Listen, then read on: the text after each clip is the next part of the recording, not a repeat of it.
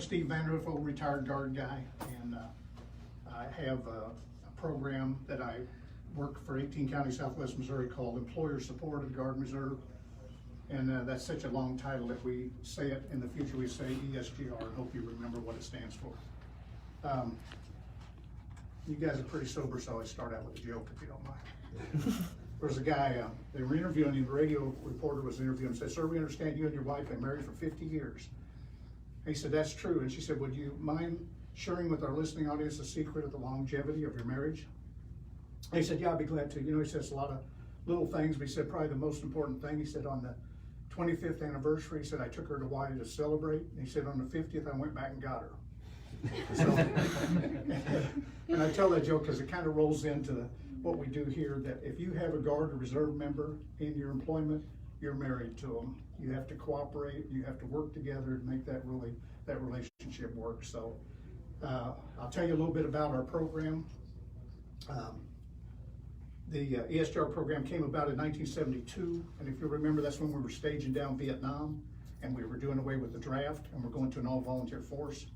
Prior to that, a lot of people were on a waiting list to join the Guard Reserve unit because they wanted to kind of control their destiny about where going in the service and what they were going to do. You know, not everybody wanted to be an infantry guy. You know, so they thought they could control. Well, the powers that be thought that, wow, if we haven't got that artificial motivation to make people join the Guard Reserve, maybe we can't man those units with an all-volunteer force. So they said, we've got to do some things differently. And one is we got to work with the employers, civilian employers, so they pushed some regulations off on them that require them to do some things to really help that situation, so that the service member can belong in the military and the reserves and then still have a civilian job. Because a lot of people don't understand that Guard and Reserve has very few full-time folks, and then the rest of us are all volunteers. So it is half of the total military force. We have, I think we have currently like 1.3 million people that are in the Guard and Reserve.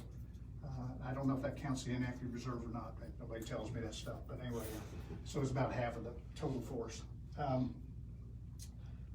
The motto we have of our organization says, "We all serve," and what that means is we have to have the service members ready, willing, and able to serve. We have to have their support of their family, and then of course the last piece of that puzzle is they have to have the support of their employer.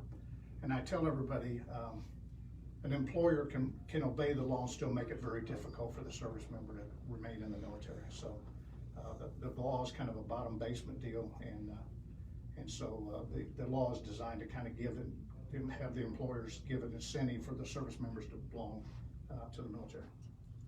Our vision and how we operate is we try to create a culture in which the civilian employers value and honor those employees that are members of the military. So how do we do that? It's a couple, three or four ways. First thing we do is what we're here to do today is recognize outstanding support. So those employers that are heads above everybody else about what they do for our Guard and Reserve members to support them, we like to recognize them with awards. And so that's our employer outreach program. Another thing we do is educate. And so as these service members, I think there's a requirement once a year they're supposed to get a briefing about the law, the USERRA, it stands for Uniform Service Employment and Reemployment Rights Act. And it's signed in '94 by President Clinton, and it differs slightly from when it was implemented back in the 40s after World War II.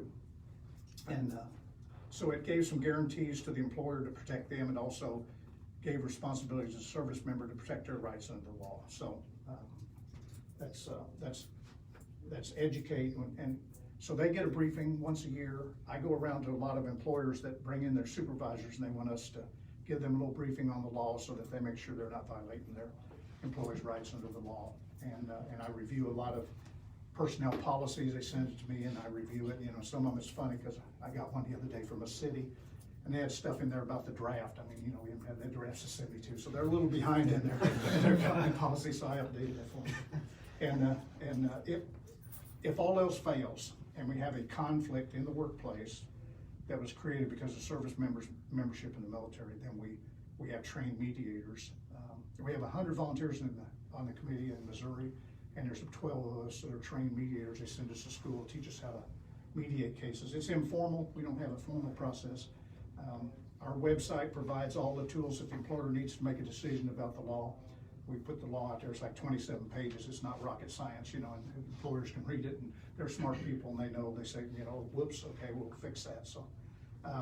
But anyway, the last thing we just kind of got into is we decided that we needed to help the service members find those employers that are looking for Guard and Reserve members. So we kind of have an employment piece now. We have a full-time guy in Jeff City. Well, we actually have one in every state that works stuff, works with a career center here in Springfield or wherever they have a career center, and they have job fairs where they bring in just military folks and their families to talk to employers and get jobs. And we work with them to make sure they got good resumes in hand and all that kind of stuff to make sure. But we want them employed with employers like yourselves that know that the importance of Guard and Reserve members and why they need to support them. The award we're doing today is called a Patriot Award. Very nice. And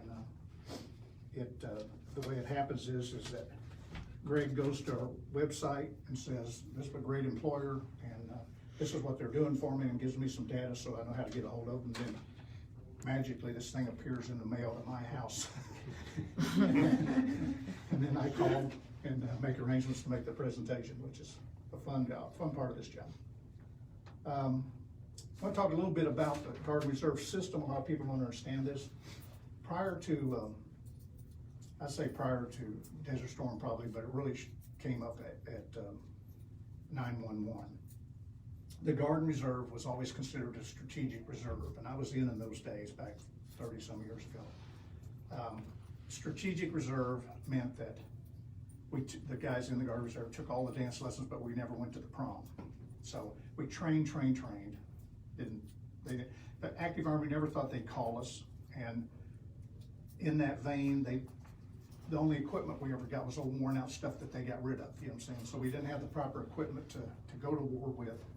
And they didn't care whether you knew your military job or not, because they didn't think they'd ever call you. And they thought if they did have a national emergency, it'd be like World War II. We'd have a year to ramp up the training and get them ready. So it showed its ugly head when in Desert Storm we tried to activate some Guard and Reserve units. And to give you an example, some units out of the South were armor and infantry units. And for the Army, or the active Army will send a unit to war, they have to go to a national training site and certify that they're capable of doing their job.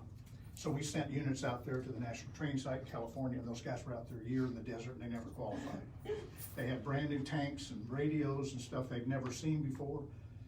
I'd say 50% of them didn't know their military job, and so they weren't able to learn that in the time that they were out there. So we've changed all that. We went from a strategic reserve to a ready operational force. So for us taxpayers, the reason that's a great deal is because we can have this person here ready to do his military mission, and it costs us 1/7 the amount of money it costs to keep a guy on active duty when we don't need him. So great savings to us. As a taxpayer, I appreciate that. Anyway, so I say all that just to express to you that the difference for the civilian employer, what's happened to them is they got a huge burden transferred from the government to the civilian employers. Because prior to this situation, when we were a strategic reserve, the employer probably didn't even know they had a Guard Reserve member. If you had a Monday through Friday business, the Guard member went to their drill on the weekend, no impact on the employer.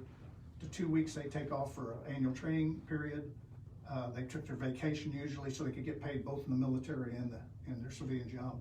And so the employer their negative impact was about 0. Well, as you can see, there's a guy getting ready to be deployed, and you're going to do without him. And that has all changed, because now they have requirements for their military, whatever their skill is in the military. They have to go to school for that. They have leadership requirements. They have all these other requirements. They have new fielding of equipment. They have to go to school to learn the new equipment. I took a group to Iraq in 2005 to 2006, and we had better equipment than the active Army had. I mean, we had the new encrypted radios and all the new vehicles and Humvees and all that good stuff. Everything was armored up, and so we could be safe. And so anyway, so that's all changed, and so that has transferred that burden to the civilian employer now, that they have to make arrangements for the person to be off and go to training, and what we have done though is we advocate for our organization, the SGR, we advocate for the civilian employers. They've never had that piece before. We advocate right to the Department of Defense through the Deputy Secretary of Defense for Reserve Affairs. And what we've done is, when this first started happening in 2003, I was in a leadership position in the National Guard, and we started deploying units in 2003. And some of those people would only get like 30 days notice that they're gonna be gone for 15 months. You can imagine what that would do to your civilian employer if you came in and said, I'm gonna be gone for 15 months, and by the way, I'll leave next Tuesday, you know.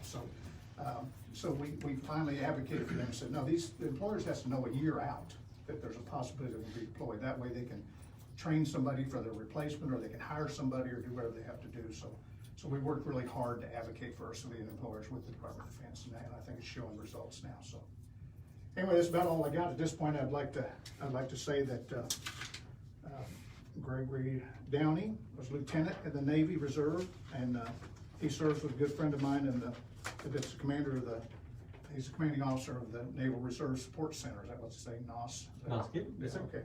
And so I usually bring him out and in uniform and make the presentation so that I have somebody in the photo in uniform. But luckily we have a lieutenant here, which is an 03, so pretty substantial rank, and so I don't think I need him to come out here and do that, because he's only one rank higher. So anyway, I'd like to read this presentation at this time. So the Office of Secretary of Defense, Employer Support of the Guard and Reserve, recognizes Damon Real Investment Property Loan Exchange as a patriotic employer for contributing to the national security and protecting liberty and freedom by supporting employee participation in America's National Guard and Reserve Force.